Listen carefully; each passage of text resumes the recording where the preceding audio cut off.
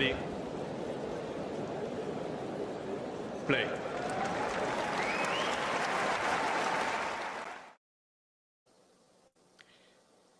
Hello, everybody. Nice to have you on board today. Of course, this is something that we're looking back on the year 2022 as we sort of come to the end of the year. Of course, it would be quite dumb to do reviews of matches of the year in March, but as it is sort of November, December, I think it's the right time to do this. Listen, Owen, first of all, welcome. Nice to have you on board. Thanks for having me again. I think we did our first show together just over 3 months ago, and I said I've got no gizmos, nothing special, but I am working on that, as you've seen from the little intro there. That was really cool. I wasn't expecting that. Yeah, I hope you like that. Anyway, cool. So let's get to it because we are here to talk about matches of the year. Listen, first of all, we're here to talk about Nadal, Djokovic, quarterfinal, French Open semifinal. Why this match, Owen? Well, I think it was year-defining in a lot of ways. I think it, not at the time as much as people said it did, I think, but it was sort of a final before a final. I think the winner of that was likely going to win the tournament. In Nadal's case, that's what happened. And, you know, he went on, he had already won the Australian Open, so he got 2 majors this year. Djokovic got 1, 59th edition of their rivalry. And I think the quality was pretty good too. Not as good as their semifinal last year, but I thought it was a fun match. Yeah, I think the semi-final from the previous year actually is kind of really where I want to begin, because I do think, for me, going into that quarter-final, it was kind of very much in the background, very much, or in the build-up anyway. I thought that was, you know, quite significant. I took a screenshot here from just before that match began. I mean, it was 29-28 going into that semi-final. Yeah. And it seems like Nadal would tie it up, didn't it? Yeah, right. Exactly. I think it's funny because I went into that semi-final thinking Nadal would win, but I went into the quarter-final in this year thinking that Djokovic would win for very similar reasons, because the form had kind of swung the other way. Yeah, I agree. I mean, I wasn't favoring Djokovic as heavily as a lot of people. Like, I was kind of non-committal on who would win, but like, gun to my head, I would have said Djokovic. And I think that was partly because of form. He had won like 22 sets in a row, won Rome. Nadal's foot flared up in Rome. And even though his first 4 matches in Paris, he looked okay, he got taken to 5 by Felix Auger-Aliassime. And so at that point, I'm thinking, okay, you know, form probably not quite there, even though it was in the 5th set of that match. And he's at a physical deficit now that he's played 5 sets in the previous round. So yeah, it seemed like advantage Djokovic. Did you take much stock from the fact that it was going to be played at night? There was a lot sort of made about that before the match began. I didn't really. I mean, you know, at the time I was like, this maybe could be good for Djokovic because Nadal isn't going to get as much bounce off the court. But a lot of people were saying like, oh, Nadal needs this to happen during the day. And it's like, if he plays his best, he doesn't really need anything. This is his court. And a lot of Nadal fans took umbrage at the fact that I was saying that. And they're like, you know, he's 36, like, he needs the conditions. I'm like, well, you know, Djokovic is 35. Like, I know that Djokovic is, like, younger game-wise now. Like, he hasn't declined as much. But, like, I just thought it was ridiculous that people thought he needed the day session to win. And, you know, the result backs that up, which I was pleased about. Because I think I got blocked by a couple of people when I said that on Twitter. So. Oh, really? I mean, the thing is, I think that one of the reasons why I guess the commentators as well, because they were taking great stock. In fact, I took this picture as Alex Correia and some of the other guys at Eurosport were talking about it. And I think that there are such fine lines generally, with the exception of those slam finals in 2019 in Australia and 2020 and or even in the 2020 final, that the margins are still tight. You know, if Novak can win that 3rd set, who knows how that match will pan out. And 3 points away from doing it. Like, it was exactly. So the fact is that they are so tight that I guess that's one of the reasons commentators really do latch on to these things. Just before we get to the match itself, though, you touched on the runs that they had. I think that also played into the narrative for me that Djokovic was the favorite. And also, I remember a press conference that Djokovic gave. I know they do psychology in their own personal ways. We know that Rafa sort of treats every, he's in the first round of a 250, and he's talking about it like it's a slam final against the world number 250. You know what I mean? So we know that from Rafa. But I think Djokovic probably comes a bit closer to how he really is feeling. He's very honest. Exactly. Especially now at this point in his career. Yeah. And he said he had really good feelings going into this quarterfinal. And I think that partly because of the run that he had, you would argue maybe it wasn't that challenging, but probably it was at least as challenging as Rafa's, although perhaps looking back, that Felix match was more challenging. But we'll come to Rafa's run in a second. Basically, he swats everyone aside in straight sets, but he's playing better and better and better. And against Schwartzman, who is a top 20 player in the world, arguably top 10 on clay, at his peak probably a year before, 2 years before, even better. But, Schwartzman got 7 games.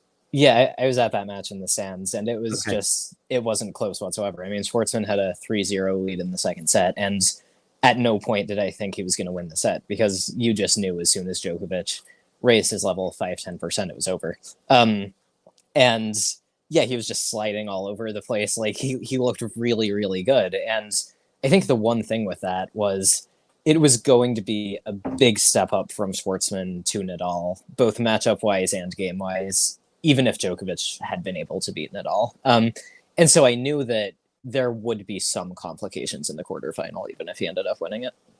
Do you think, it's a really good point, because it is something that people said, I think people said it once or twice before the match. And when I say people, I mean tennis Twitter or a few commentators. Of course. But more so retrospectively, people started saying, oh, well, maybe that Nadal match with 5 sets with Felix really helped Rafa. And the fact that Djokovic hadn't been tested did hinder him. Do you take any stock in that now, looking back?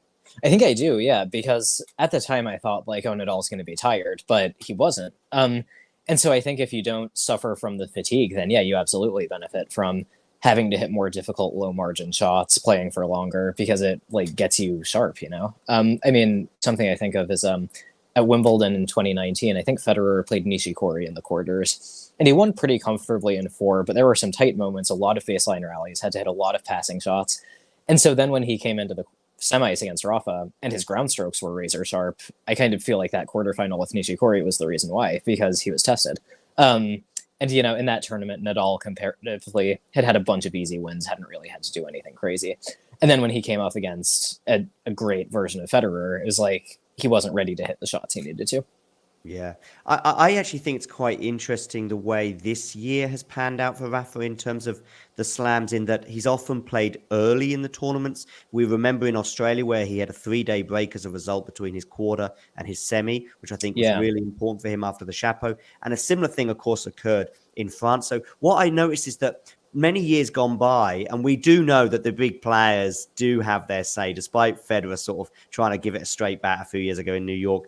We do know that at least if they say, listen, here's an example at the French Open this year. Rafa was asked, I think, at the beginning of the tournament, there's a big match next Saturday in Madrid, Paris, between Madrid and Liverpool. Are you going? He said, well, I don't make the schedule, blah, blah, blah, but I'll be there. And that's a week before. So a little bit of a contradictory answer there, isn't it? Yeah, exactly.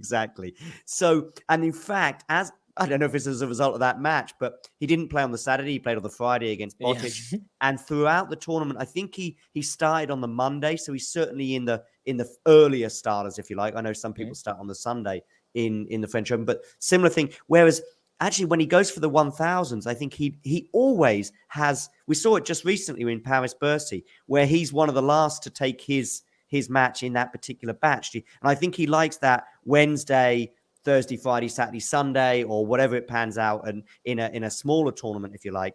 Whereas I think it was really useful for him this year having the 3 days before he played Zverev, for example. I know we all know what happened there, but I do think that it was beneficial at the 2 slams to play a bit earlier in the tournament and therefore spread it out a bit. Yeah, the days off are huge. I think in some cases, a major, even though it's specified for the guys, can be less physically challenging than something like the World Tour Finals when you're just playing top opponents every day. And And like if you're playing 5 sets in majors and straight setters at the World Tour Finals, then obviously the major is tougher. But like if at the major, like you play 5 sets and then you have like 1 day off or 2 days off, then like it's not a big deal. And Nadal, he still has great endurance. I mean, he won the Australian Open final in 5 hours and 24 minutes. And so I think if he's okay physically in terms of injuries, then he can recover from a lot still, even though he's maybe not as good as that at that as he used to be. Yeah. Okay. So most commentators, and me included, thought that Djokovic was the favorite. Djokovic said he had good feelings. However, the beginning of the match, were you surprised at Rafa's flying start? And I mean, I think he broke in the first game. Did that take you by surprise at all? Do you think it took Novak by surprise? I think it took Novak by surprise. It didn't really surprise me once it got going. Like once he got off the double break, part of me was like, wow, he's playing really well. And I thought Djokovic would win. But then I was like, well, of course this is happening. This is what happened the last 2 years they played at Roland Garros. So like, 2020 6-0, 2021 was 5-0 set points for 6-1 and then 6-3. And so I was like, maybe Djokovic still wins the match, but like, I shouldn't be surprised by this. Other people shouldn't be surprised by this. Yeah. Yeah. I mean, was there anything about the first set in terms of point construction that particularly, I mean, you were there in the stadium, which I think is another, I mean, you and I just mentioned how I think we met the following day actually, and I messed up with my tickets. I bought my tickets weeks in advance and blah, blah, blah. And then I realized, once the draw came out and I saw Alcaraz, Zverev, Djokovic and Nadal all playing, as I said, early on in the tournament, I thought, I've got Wednesday's quarterfinals. Yeah.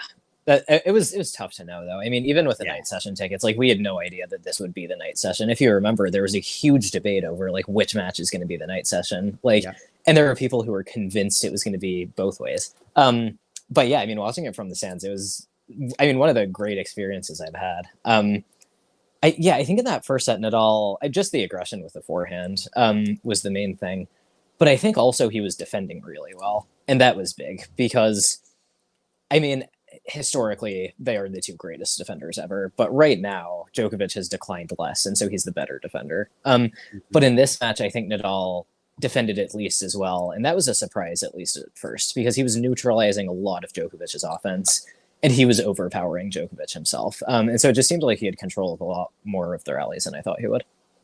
What I thought as well as the tournament progressed, and even more so this particular match as well, the concerns over Nadal's foot, which of course were huge, bearing in mind that just 2 or 3 weeks before he limped off the court against Shapovalov, was it in Rome, that he lost to in an early round there. And of course, Rafa also said, by the way, that he was really particularly upset, apart from the obvious reasons, that he started to feel as though he was really coming into good form. I think he beat Opelka the day before, and then he plays really well in the first set against Shapo. Anyway, the foot injury, he kept using this expression about putting it to sleep, basically, throughout the tournament.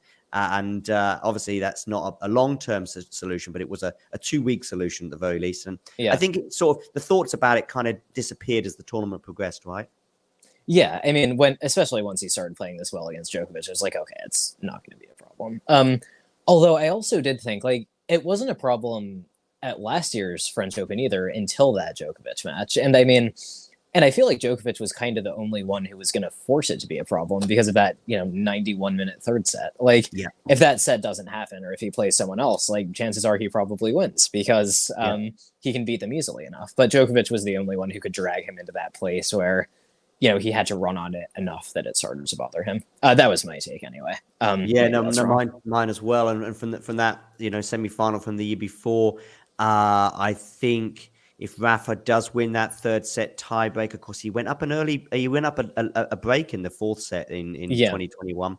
But he was just, I don't know can't remember exactly how those first 2 games panned out, but then he lost 6 games in a row. And I think that said everything. But anyway, back to this one. So I also thought that Rafa, not just necessarily in the first set, but I thought Rafa's backhand was also pretty impressive in this match.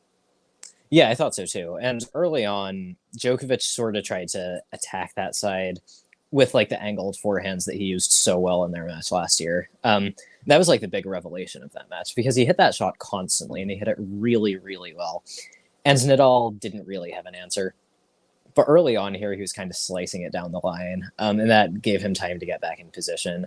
And he was dealing with it better than he did last year. And so I was both thinking like, wow, he's playing really well. And also like Djokovic is going to have to change tactics because what he did last year isn't going to get it done. So last year, 2021, there was a turning point in the match. I mean, by the way, this one was even more, further away from Novak, if you like, because Rafa won the first set last year, but towards the end of that first set, it was really, he was hanging on, and then Novak sort of ran away with the second set. But this time, Rafa goes up a double break, albeit only 3-love, in the second set. What were your thoughts at this point in the match? I mean, I thought it was over. You win 9 of the first 11 games, even against Novak Djokovic, and you've got to think your chances are pretty good. And if the person doing that is Nadal on Philippe Chatrier, then he had never lost from a set in a double breakup to Djokovic. He had never lost from a set in a breakup at Roland Garros. So I don't know. It just seems like he wasn't slowing down. I didn't think Djokovic was playing badly, but he obviously wasn't as good as he needed to be.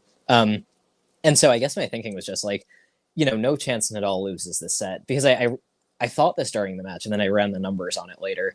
Nadal's never lost a set from a double breakup against Djokovic. I don't think either of them has ever blown a double break lead in a set to the other one in all 59 matches that they've played. And so I was like, it's not going to happen here on his favorite court. And then once he goes up 2 sets, that's it. So yeah, those were my feelings. Yeah. I thought, though, once it's 3-love and it goes into the fourth game, I'm just trying to think. Yeah, so Rafa's serving obviously at 3-love to consolidate the break.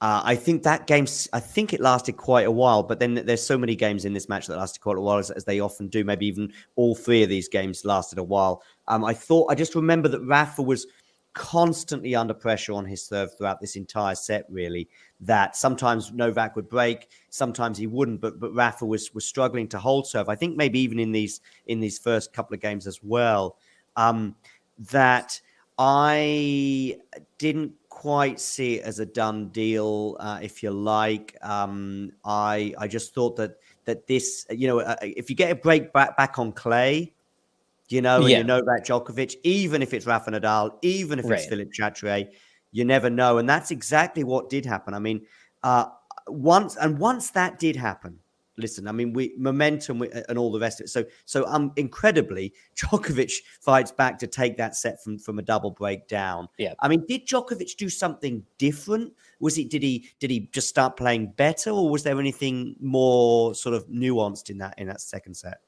It wasn't nuanced at all. He started redlining and blasting every return and forehand, and everything went in. I mean, you're right about the serve pressure, but that didn't really start until 3-2. In the 3-0 game, Nadal went up 30-15, and then he made 3 straight errors to get broken. And so he sort of opened the door a bit there. But then, after that, it was all Djokovic. Like that 3-2 game, he was scorching returns on first and second serve. He hit one forehand winner that was like 99 miles an hour. And it was at that point that I started thinking like, okay, this could get interesting, because he just completely committed to the strategy and just blasted everything. And it works. I mean, he broke Nadal 3 times in 4 games, and they weren't easy games. He had a tough game at 3-all where Nadal hit a break point. And so if he loses that, maybe he loses the set anyway. But it was a pretty incredible escape act. I actually just remembered as well, the return, I think, did go up a notch or 2, at least probably just in terms of aggression. Maybe he just thought, I've got to go for this a lot more on the return. I just have an image, really, from 3-love up in this set until the beginning of the third set, and maybe even during the third set as well, but maybe Rafa dealt with it better. It's just Rafa constantly having to scoop up an unbelievable return by his feet. He literally just finished his service action, and he's got to get ready and get his feet in order to get a return. And from that moment onwards, he just was kind of behind in every point, almost on his serve, for certainly throughout this second set. And I would even argue, really, even during the third set, I just think that maybe Rafa could manage to get back in the rally somehow. It was almost like Rafa was serving, but he was the one under pressure all the time, because he wasn't in charge of the point. Yeah, on first and second serve as well. I mean, to give you an idea of how devastating the returning was, by the end of the second set, Nadal's winning percentage on his first serve was all the way down to 58%, which is horrible. but like it had started really high. I think he even like he won something like 8 out of his first 10-second serve points, and then that was way down too. It was just like, yeah, Djokovic was seeing everything like a beach ball, and yeah, hitting everything back on the baseline. If I thought before the match that it was 70-30 in Novak's favor, at the end of the second set, having obviously got the second set after being a double breakdown, I Yeah, must have been thinking something like 80-20. I certainly felt even better for Djokovic going into the third set than I did into the match at the beginning. As you can imagine, such a huge momentum shift. Also, what happened a year before when the momentum yeah. shift was there as well. I just thought, I just couldn't see Novak losing from this exact moment that we've got on the screen right now at the beginning of the third set. Yeah, I mean, those were sort of my thoughts too. And I think also, like, I mean, that second set was 88 minutes. And so at that point, Djokovic had, succeeded in making the match a war of attrition, which was what last year's match was. And he won that one. And so I was thinking, like, yeah, now he's got a physical advantage. Nadal played 5 sets in the previous round. This will probably have a similar ending to last year. And then things changed again in a hurry. Yeah, like right from the start of the third set. Owen, I think it's really interesting you bring up the physical point right now because Yeah. it was around this time as well, maybe at various points in sets 3 and 4, that I did start to notice some Novak stretches Yep. that we know he's very famous for off the court and even during points necessarily, but I don't very often. We've just seen it recently in Paris-Bercy as well in the final Yeah. against I'm glad you brought that up. Holder. Yeah.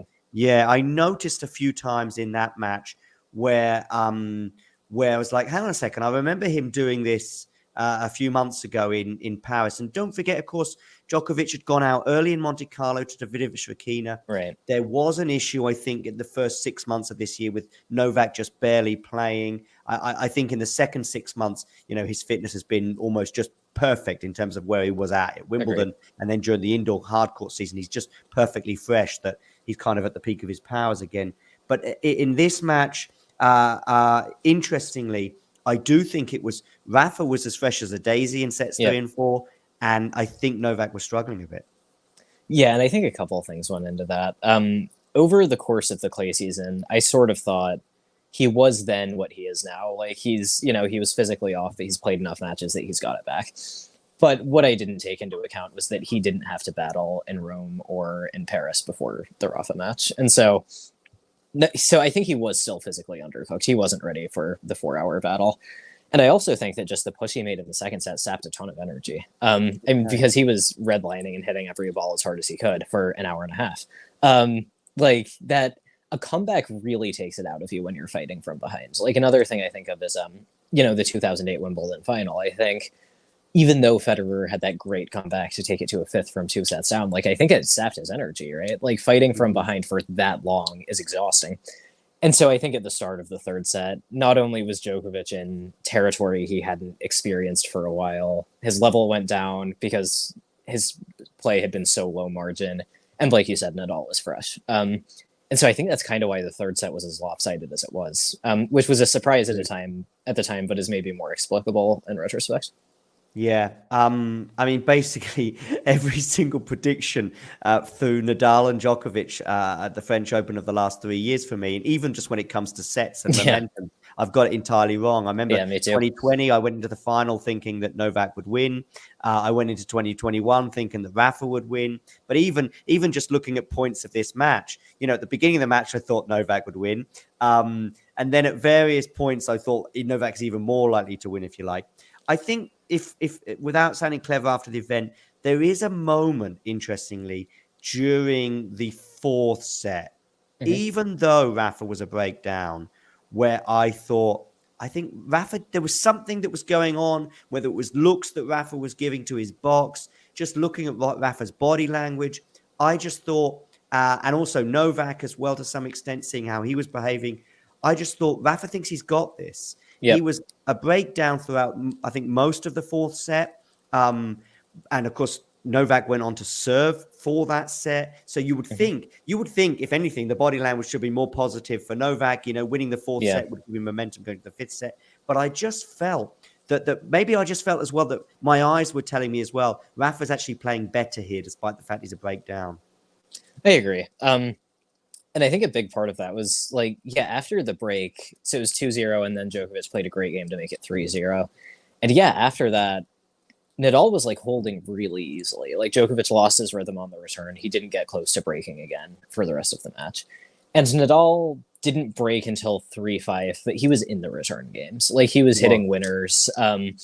He like made a couple forehand errors on like, 40, 30 points or like 15 all points where he could have gotten more into return games. But yeah, you're right. Like the balance was definitely shifting, even though the score didn't reflect that. The crowd was getting more behind Nadal. He looks to have more energy. Yeah, it felt like there was a twist coming. What was it like in the stadium in terms of the support for each player? Watching on TV, because I heard different people saying different things on that level. Yeah. Watching on TV, it felt 70-30, but perhaps in the stadium, you'll have a better idea. What would you say? Yeah, I don't think TV did justice to how behind Nadal the crowd was. I mean, he came out and he got an enormous cheer. Djokovic got cheers, but also some boos. Like, yeah, I mean, it felt more like 95-5 or like 90-10. I mean, in the middle of the second set, Djokovic hits a bad drop shot. Nadal goes up to like put it away, and you can hear someone in the crowd yell, "Hit him!" Like before he hits it. There were boos when he whacked the net at the start of the fourth set. Yeah, I do think the crowd played a factor in the match. I think Nadal got a lot of energy from them in the fourth set. After the match, I remember Goran Ivanisevic making some interesting comments. Yeah, it was a great interview. Yeah, what did you make of that? I mean, well, it was funny because like historically, the crowd doesn't bother Djokovic, right? Or like it doesn't bother him to the extent that he loses because of them. Like, I mean, we've seen it in the past, like 2015 US Open final with Federer and 2019 Wimbledon final. Like you get through that, you can get through anything. People always say stir up the crowd against him, but all I think that ever does, like it bothers him momentarily and then he finds his game again. But here, I think some combination of the crowd and the opponent, if it's a different opponent, crowd doesn't matter, put it that way. But I think that a combination of the way Nadal played and the way the crowd was just threw him off a little bit. Yeah. So Rafa does break back in this game that we're seeing. Yeah, in a great game. Both players hit winners. Djokovic made a couple key mistakes at important moments, but he didn't choke that. It was Nadal hit like 5 winners in that return game. I also think I mentioned this confidence that I was seeing more than usual, I would say, with Rafa. Rafa tends to sort of seem to be a bit anxious in the way he appears, but I sense this air of confidence between him and his team. If anything, it's Carlos Moya who appears the more confident. And I think as well that Rafa was still feeling good enough that he thought, if this goes to a fifth, I'm playing better right now. I'm pushing my opponent on his serve. I'm comfortable on mine. Whatever happens, whether I win the tiebreak, whether I break back, I'm going to win the fifth set. That's what for the first time, and probably my only prediction in the last 3 years of French Open matches, I did sort of have the right sense, if you like, because, of course, we know how the match panned out. So Rafa now breaks back, gets it back to 5-all. There's a couple of epic points I remember in the 5-all game. What are your thoughts in this period of the match, which turned out to be the crucial part, of course? Well, I think even at this point, it seems like Nadal would win because even after getting the break back, he had to serve to stay in the set at 4-5 and 5-6. And the Djokovic of the second set would have made that hell for him, even if he had been able to hold. And he just held easily. I think he lost 1 point across the 2 games. And so I was like, okay, he's not losing this. Like he's playing well, and the edge has come off Djokovic. Like, I don't think Djokovic fist pumped once for the rest of the match after that 5-3 game. I'm not saying he tanked it, but he was not fully there after that. It broke his spirit a bit. There was a point, and it might have been in the 5-3 game itself, which is bizarre, bearing in mind he was serving for the set. For the set. There might have been a point where it was a poor drop shot from Rafa that he didn't chase down. Yeah, first point of the game.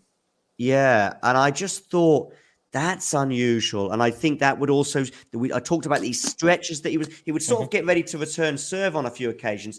and he would sort of just get his back kind of ready and his whole body contorted, and he just didn't look comfortable. And that was an interesting point. We know these drop shots. Rafa seems to put a bit more height on his drop shots than most players. Maybe it's more so on clay, and this was one of those that seemed to land in a pretty good position for his opponent. But yeah, I mean, on the service line, essentially. Exactly. Yeah, and my take at the time was just that it was so unexpected that he couldn't run for it no matter where it landed. And so he, like, his weight was on his back foot or something. But yeah, there was something weird about that because, like, even if you're fooled, you should be able to get to that one. And it seemed like a calculated choice to not bother. He won most of his points in that service game with big serves. And so I wonder if that was sort of what he was thinking. He's like, I will just try to serve my way through this game and do as little running as possible. I mean, I don't know. I can't see inside his head. But yeah, there's no doubt there's something going on physically at that point. Definitely, yeah. So Rafa breaks back, gets it back to 5-all. They get to 6-all as well. They go into the tie break. And again, I told you about this feeling that Rafa was feeling pretty confident. Yeah. What are your thoughts on the tie break? Well, I mean, there are definitely two phases to it. Phase one and then the match points. So the first 3 points, Nadal like rips him up with the forehand, forces an error, gets a winner at 1-0, and then 2-0 Djokovic is on the attack, but he hits it to the wrong side, and Nadal hits a winner. And after that, Djokovic just fell apart for a few points. I mean, I think he made errors at 3-1, 4-1, and 5-1. He was just all over the place. Yeah, and there were maybe a few more errors than normal from Novak in this match. I mean, I remember the first set was decided after he put a forehand into the tram line. But yeah, of course, so Rafa takes this lead. Is it 6-2? He leads the tiebreak at 1 point. 6-1. So that's giving you 5 match points, many of which, of course, will be on your serve. What happens to Novak at this point? He's 6-1 down in the tiebreak. Yeah. We have seen this from Novak before in matches. I remember against Federer. He just goes into God mode. And I don't even know if it's God mode. I think it's just a mode where he's like, okay, I'm going to play clean. I'm not going to take unnecessary risks. And I'm going to make the opponent beat me and hit risky shots to beat me. Because even that return winner he hits at 6-3, that was not... it was a bad serve. It was a serve that deserves to be punished. He just had the courage to punish it properly and the nerves to make the shot. And I mean this as a compliment. It wasn't a remarkable shot. It was the right shot. Do you know what I mean? And I think that's what he does on the match points. He hits the right shot every time. Yeah, but there does seem to be a little extra kilometer or two per hour to those shots, and and that return. I know you're not. I know you're not downplaying it, but it was still remarkable. Oh, it was insane. The crowd couldn't believe what they were seeing because barely anyone reacted to it. I thought it was out because of the angle I was at. And then I was like, oh my God, he made that because it was a first serve. So you never expect a return winner. And then I just saw Nadal walking to the other side and I was like, wow, that just happened where we might be at the 2011 US Open again. It was wild. Right. Listen, it's 6-4 then it comes to the tie because he gets 3 points in a row. What do you think Rafa is thinking at this point? Do you think he might be starting to feel a bit nervy? Probably, but the thing is at 6-4, you're still in control because he had one more on serve. And it's you want to win that one because 6-5, it's match point, but the other guy's serving. And so you don't want to be in that position. 6-4, it's still on your racket. Yeah. Let's talk about match point. As you mentioned before we went on air, it was a 17 shot rally. I think there's 2 net cords. One is really obvious from Rafa. Yeah. Anyway, go on, tell me. Right. Well, so pretty early, Djokovic gets another good return off an unremarkable first serve, lands deep, and then later in the point he hits a good deep backhand down the line, and Nadal's backhand clips the net cord, and it doesn't sit up; it floats back near the baseline. Nadal got a lot of help from the net in this match. I'll say that. Djokovic, nearly nothing. And then the rally just kept going. And it was so it didn't alter the course of the rally, but it did make you think that was really close. It was almost 6-5 there. I remember you mentioned the net cords. Now I remember. I think when he hits the net, you remember you said how the crowd reacted. I think he hit the Yeah. net when he got a bad net cord Yes, for against like the him. 6th time at that point. Yeah, and I remember seeing him, and I think he was. It was a combination of what was going on in the crowd and the fact that he just couldn't believe his misfortune. Right. That then meant he hit the net as he did with his racket. The boos come out, which obviously makes it even worse in a way. Right. And I just think he just thought, this is just not my day. At various points in the match, and maybe even with the drop shot and the way he was feeling, and he just thought that maybe the world was against him, if you like. And I don't mean that. I mean that in a way that many sports people use that as a motivation, but he couldn't quite get it done on this particular day. Yeah, I agree. I mean, I usually hate it when players throw tantrums, but I wrote in my like recap of this match, like that was fully understandable when he waxed the net because like it was a lot of bad luck. Yeah, I mean, he didn't play well enough to win this match. So like, it's not like I'm brokenhearted for him that he didn't win. But yeah, there's some bad luck. After the match, I do think, and I think every player in the history of tennis has been guilty of this at some point. So this is not just saying that Novak. I'm certain that Rafa has been salty, as Nick has accused him of in the past. So most players are 99% of the time gracious in victory, gracious in defeat. Great, good sports people. Maybe on this occasion, Novak, I remember after the match was interviewed and was saying something about Rafa's injuries, and I just thought there was a bit of saltiness. I also think the exchange at the net wasn't super warm. There was obviously all the comments coming back from Australia that Rafa had made regarding the vaccine status. I think I also noticed around this time, and I do think it's significant, Djokovic would call just about every player on tour by their first name. And he didn't call Rafa for about 6 months. He was calling him Nadal. And he would do it. Yeah, and he would do it. Yeah, I know. And I do think he was annoyed by what Rafa had said in some of his press conferences. I do think he was a little bit annoyed by Stefanos Tsitsipas as well. And he, of course, really appreciated the support he got from various other players on the tour, such as Medvedev and one or two others. I think Zverev too. And I think Alice Cornet as well on the women's side said some, positive things about him. And I do think around this time, because I think they have been reasonably not close, but they got on pretty well for a long time. But I think this year it has gotten worse, but probably with time since Australia, we might see a little bit more of a thawing in relations in the coming weeks or months. But I would see him interviewed in a random interview going into Monte Carlo, for example. And it wasn't just that he would say Nadal. He would say, he'd go, Sasha, Daniil, and we know this and this and that. And then he'd go Nadal. And yeah, of course, I played Nadal in this match, and that was a difficult one. And I do think that he was a bit annoyed by Rafa at this point. So I can't speak to that because I wasn't really following it. But I can tell you that he was pissed after this match because the handshake at net was not cold, but it wasn't warm. It was nothing like what he gave to Rune after that Paris final. And then he walked off without waving to the crowd. He was pissed to lose this match. In press, the thing he said about Nadal's injuries, I didn't think that was like biting or anything. I thought he's right?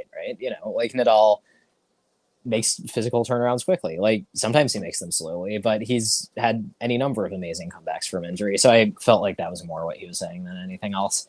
I think he was just mad that he didn't show off as much as he needed to. He was not even close to as good as he needed to be in the first set and the third set.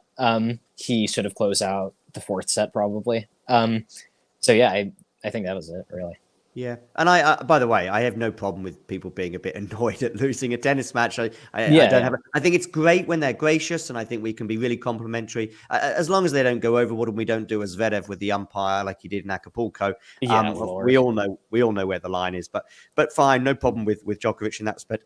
But listen, let's just quickly finish with this match point. We were sort of talking about it. Right. It was I think there was a fine net cord from Novak, right? That barely changed the trajectory of the ball.